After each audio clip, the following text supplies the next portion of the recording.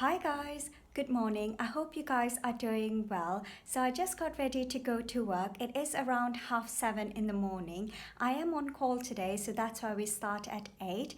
But I just got ready and I did my hair. So my hair is really long, so now I have to put my hair up in the bun. I do like this kind of like sleek back hair look, so I think it's really cool and it looks very neat and tidy. So that's what I did this morning. I am going to try and vlog today, but I don't know how much I'll be able to vlog because I am on call, but I'll try my best to take you guys along with me. And I am just going to go and have some breakfast now, and I'll make my lunch and then we'll head out. So this is what I'm having for breakfast. Nothing fancy, just some Rice Krispies with some brown sugar, and I'm going to add in some almond milk. That should be enough.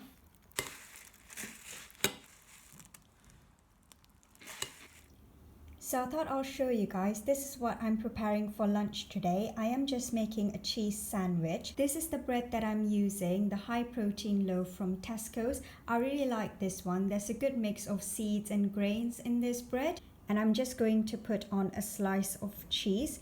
You know, the one that I use, the cheese slices from BioLife. And I'm just going to pack some baby plum tomatoes there as well to have for later. So this is what it looks like. So I'm just going to put all of this in a Tupperware and take it to work with me. I'm also packing a protein shake to take with me. So this is the one that I'm taking, the strawberry flavor plant protein by For Goodness Shakes. I really like protein shakes to have on hand, especially when I'm on call. So even if you don't have time to eat, you can quickly have one of these For Goodness Shakes and it will keep you full. Hi guys! So we just finished the morning handover and I got my bleep, which is the most important thing. The night wasn't too bad. We only had about 8 admissions overnight. So for my hospital, this is actually a very good day, or at least they had a very good night. And there were not too many sick patients on the ward as well. So what happens during handover is at 8 o'clock every day, we have like a formal handover in the conference room. So all the night team, so all the on-call teams overnight comes to the handover, and they hand over to like the day team, and all the specialties, so the surgical specialities, the medical specialities attend the handover. We also have someone from critical care outreach, and the ITU consultants attend the handover as well. So we discuss any kind of like sick patients or any problems that they had overnight.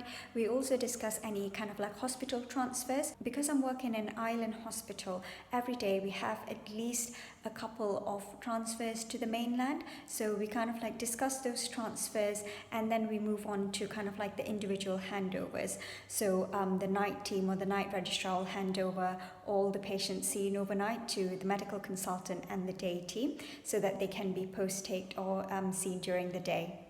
We also discuss about bed capacity, so there is someone from like patient flow or bed managers do attend the morning handover as well. So we discuss how many beds there are available in a hospital, how many kind of like potential discharges, so how many kind of like electives that they need to get in. It is actually a very good handover actually from all the hospitals I've been. This handover actually occurs very systematically and very formally, which is a good thing. So things wasn't always like this. So when I started back in August, all specialties had like their own individual handover and not kind of like a joint handover. And I think when that happens, you always get things that gets missed or patient that gets missed. So I think I much prefer kind of like a joint handover with all the specialities. So at least we discuss kind of like all the patients, we discussed about patient flow, we discussed about transfers all in one go. So that is a good thing. They didn't hand over anyone to be seen, so there is currently no admissions waiting to be seen. So I'm probably going to go down to ED and try and in-reach. So my consultant said that whenever you get a chance or whenever there's no one to see, it is always a good idea to go to ED and see if there's any kind of like patients that are medical patients that you can see and discharge, or see and make a decision whether to admit them or not. So I'm going to do a bit of in-reaching, and then I will catch up with you guys later. Hi guys! So it has been some time since I updated you guys, but right after I spoke to you guys and went down to the ED department, we got a stroke call. So stroke call normally comes through to medicine. So when the paramedics see patients out in the community with a potential stroke or fast positive, they normally pre-alert the hospital, they pre-alert the ED department, the resus team, and also the stroke team. So when the patient gets to the department, everyone is already there, ready to see the patient and assess the patient. So this patient was a 62-year-old. She was working actually. She was worked all the way throughout the night, and then her symptoms started at about 8:50 in the morning. She had quite significant slurred speech and left-sided weakness.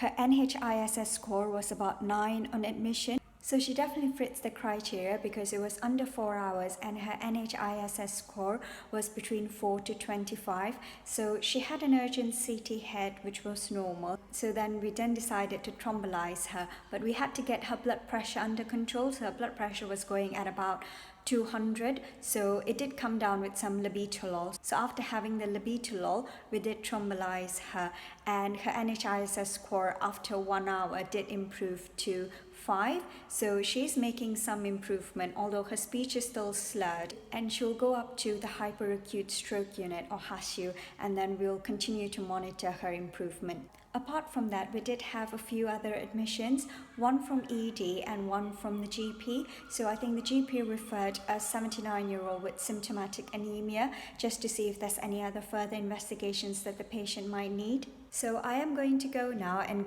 try and post-take the other 2 admissions, and then I will update you guys later. Hi guys, so I've just been to the day surgery unit. There was a patient there that they wanted me to review. So apart from taking referrals from ED and GPs, so we do have to see patients that need a medical review. So if they come in for an elective procedure, so to the day surgery unit or to endoscopy, and they become unwell or they have something wrong with their bloods or their observations are not right, then they are referred to medicine or to the medical registrar just for a medical review. So the patient I was just asked to see had a very high blood pressure. So his blood pressure was 200 systolic over 113 diastolic. So he was not having any symptoms, but he didn't take any of his medications. So I just went to review him, and then hopefully he'll be able to go home later on today when his blood pressure settles. But obviously we had to reschedule his elective surgery for another day. Hi guys, so it is around 3:30 and I finally got a chance to sit down and have something to eat. So I'll show you guys what I'm having. So after having my lunch, I think I'm going to go and post-take the other 2 patients with the consultant if the consultant is free.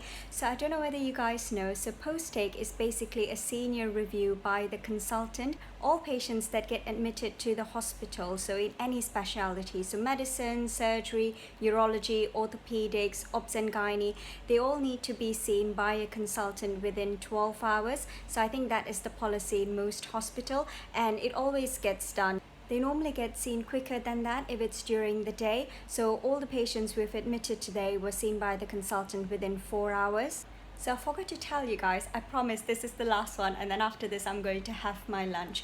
But at about 2:30 we did get a medical emergency call. It was for a patient on a surgical ward and it was for an unresponsive episode, but by the time the resuscitation team got to the patient made full recovery, and the ward team was present there as well, so we didn't really do much. Hi guys, so we've just finished handover and I'm just heading home.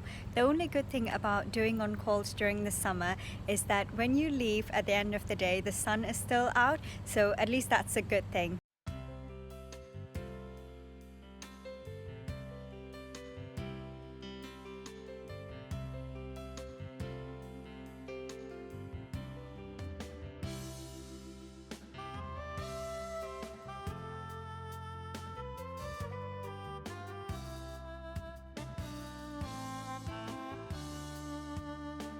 Hi guys, So I am back home now. It is on days like this when I feel really lucky to live on site. It just took me 5 minutes to get home, which just means that I have more time to rest. I am on call again tomorrow. So basically I am on day 2. So we normally do 4 days of on call, so 4 days of 12-hour shifts, and then we get the Friday off. Today is Tuesday, by the way. So I'm just going to take off my makeup, change into some comfy clothes, and have some dinner, and then go to bed. And tomorrow we'll repeat the same thing over. Today wasn't too bad. I think it was a good on call. Apart from the one medical emergency call that we had this afternoon, we didn't have any further cardiac arrest or medical emergency calls. So that is a good thing. And the take wasn't too busy. I think in the end we handed over 2 admissions to the night team. So that is considered a good day. I hope you guys enjoyed this vlog. I really don't know how long it is going to be. If you liked it, please give it a thumbs up.